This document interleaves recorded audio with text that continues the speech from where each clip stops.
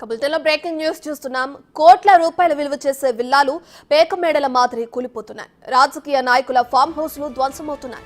హైదరాబాద్ పరిధిలో జంట జలాశయాలను చెరపట్టిన బడా బాపులను డోంట్ కేర్ అంటుంది హైడ్రా.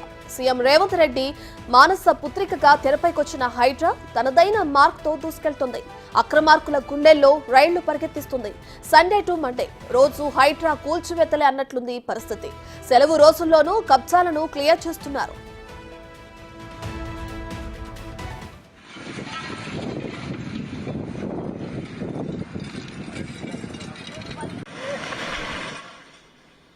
అయితే హైదరాబాద్ పరిధిలోని చెరువులు, కుంటలు, పార్కులకు హైడ్రా రక్షణగా నిలుస్తుంది. రాజకీయ పార్టీలు, లీడర్ల ఒత్తిళ్లను ఏమాత్రం లెక్క చేయడం లేదు. హైడ్రా కమిషనర్ రంగనాథ్ పనితీరుకు ప్రశంసలు వస్తున్నాయి. ప్రజల్లో, మేధావుల్లో మద్దతు పెరుగుతుంది. అయితే హైడ్రా లాంటి సంస్థను రాష్ట్రమంతా ఏర్పాటు చేయాలనే డిమాండ్లు కూడా వినిపిస్తున్నాయి. హైడ్రా లాంటి స్వతంత్ర ప్రతిపత్తి కలిగిన సంస్థను ఏర్పాటు చేయాలని ఏపీ సర్కార్ కూడా ఆలోచన చేస్తుంది. ఢిల్లీ లాంటి మహానగరంలోనూ హైడ్రా అవసరం ఉందని మేధావులు అంటున్నారు. ఆక్రమణల్ని కూల్చివేయడంతో పాటు భవిష్యత్తులోనూ కబ్జాలకు గురికాకుండా ఉండాలంటే హైడ్రా లాంటి పవర్ఫుల్ సంస్థ ఉండాలనే అభిప్రాయం వినిపిస్తుంది.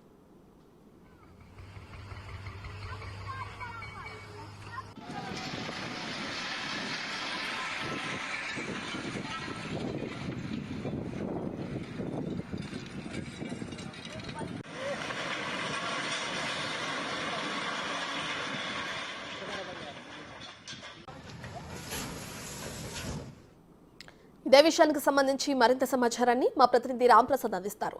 రైట్ రాంప్రసాద్, ఇప్పటికే చూసుకుంటే హైడ్రా కొరడా చులిపిస్తుంది అనుకోవచ్చు అంటారా? అటు అక్రమ కట్టడాలు, కబ్జాలు చేసిన స్థలాలని మళ్ళీ తిరిగి లాక్కుంటుంది. దీనికి సంబంధించిన డీటెయిల్స్ ఏంటి? దాని ప్రక్రియ ఏ విధంగా ముందుకు సాగుతుంది?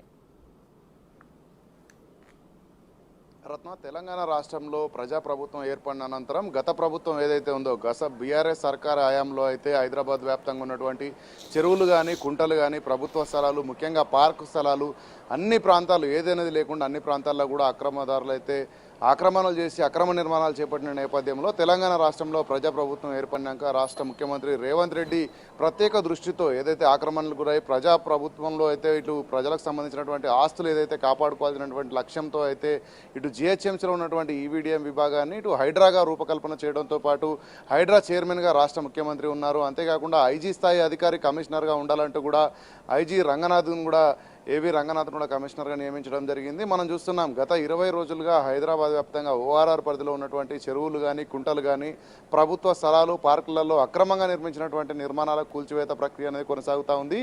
రాష్ట్ర వ్యాప్తంగా కాకుండా పక్క రాష్ట్రాలు కానీ చాలామంది మేధావులు, ప్రజలందరూ కూడా ఈ యొక్క ప్రశంసించేటటువంటి ఒక గొప్ప కార్యక్రమంగా భావిస్తున్నారు. ఎందుకంటే తెలంగాణ రాష్ట్ర ముఖ్యమంత్రి రేవంత్ రెడ్డి హైడ్రా రూపకల్పన చేసిన అనంతరం అయితే ఎక్కడ కూడా తగ్గేది లేకుండా అక్రమ నిర్మాణాలను కూల్చివేస్తూ ముందుకు సాగుతూ ఉన్నారు. మనం చూడవచ్చు, తెలంగాణలో ముఖ్యంగా హైదరాబాద్ వ్యాప్తంగా అయితే చాలామంది పెద్ద పెద్ద వ్యక్తులు, ఎమ్మెల్యేలు, అదేవిధంగా ప్రజాప్రతినిధులకు సంబంధించినటువంటి భవనాలను కూల్చడం కూడా హైడ్రా ఎక్కడ కూడా వెనక్కి తగ్గకుండా ముందుకు సాగుతున్న నేపథ్యంలో ప్రజల నుంచి అయితే మంచి స్పందన వస్తుందని చెప్పవచ్చు. ఎందుకంటే గతంలో ఎప్పుడు కూడా వివిధ శాఖల అనుబంధం లేకుండా అయితే ఈ యొక్క నిర్వహణ జరిగేది. ఈ క్రమంలో ఒక శాఖ అనుమతిస్తే మరొక శాఖ అనుమతించిన క్రమంలో అయితే నిర్మాణాలు కొనసాగిన నేపథ్యంలో పూర్తి స్థాయిలో అన్ని శాఖలను సమన్వయం చేసుకుంటూ అయితే హైడ్రా ముందుకు సాగుతూ ఉంది.